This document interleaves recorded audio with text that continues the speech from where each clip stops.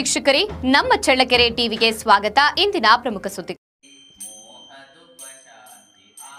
ತೀರ್ಥಕ್ಷೇತ್ರಗಳು ಭಗವಂತನ ವಿಶೇಷ ಆಧ್ಯಾತ್ಮಿಕ ಲೀಲಾ ಸ್ಥಾನಗಳಾಗಿದ್ದು ಅವುಗಳ ಯಾತ್ರೆಯಿಂದ ನಮ್ಮಲ್ಲಿ ಆಧ್ಯಾತ್ಮಿಕ ಜಾಗೃತಿ ಉಂಟಾಗುತ್ತದೆ ಎಂದು ಚಳ್ಳಕೆರೆಯ ತ್ಯಾಗರಾಜನಗರದ ಶ್ರೀ ಶಾರದಾದೇವಿ ಸತ್ಸಂಗ ಕೇಂದ್ರದ ಸದಸ್ಯರಾದ ಶ್ರೀಮತಿ ಜಯಮ್ಮ ನರಸಿಂಹಮೂರ್ತಿ ಅಭಿಪ್ರಾಯಪಟ್ಟಿದ್ದಾರೆ. ನಗರದ ತ್ಯಾಗರಾಜನಗರದ ಸದ್ಭಕ್ತರಾದ ಶ್ರೀಮತಿ ನಂಜಮ್ಮ ಕೆಂಚಪ್ಪ ಶಿಕ್ಷಕರ ಸವಿತಾ ನಿವಾಸದಲ್ಲಿ ಆಯೋಜಿಸಿದ್ದ ವಾರದ ವಿಶೇಷ ಸತ್ಸಂಗ ಕಾರ್ಯಕ್ರಮದಲ್ಲಿ ಮುಖ್ಯ ಅತಿಥಿಯಾಗಿ ಪಾಲ್ಗೊಂಡು ಅವರು ಮಹಾತೀರ್ಥಗಳಲ್ಲಿ ಮಹಾಮಾತೆ ಎಂಬ ವಿಷಯವಾಗಿ ವಿಶೇಷ ಉಪನ್ಯಾಸ ನೀಡಿದ್ದಾರೆ.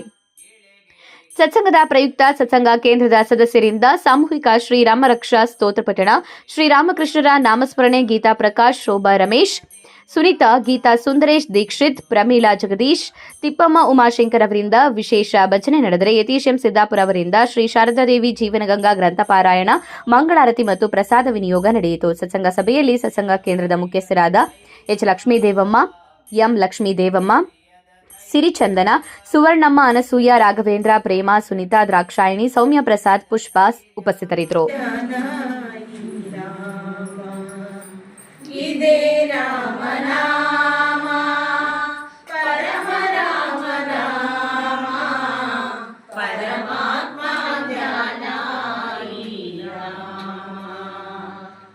ಶಿಲೆಯ ಮೆಟ್ಟಿ ವನಿತೆಯ ಗೈದ ಶಿವದನುವ ಮುರಿದನು ರಾಮ. ಶಿಲೆಯ ಮೆಟ್ಟಿ ವನಿತೆಯ ಗೈದ ಶಿವದನುವ ಮುರಿದನು ರಾಮ. ಶಿವಭಕ್ತ ರಾವಣನನ್ನು ಸಂಹರಿಸಿ ಮೆರೆದನು ರಾಮ.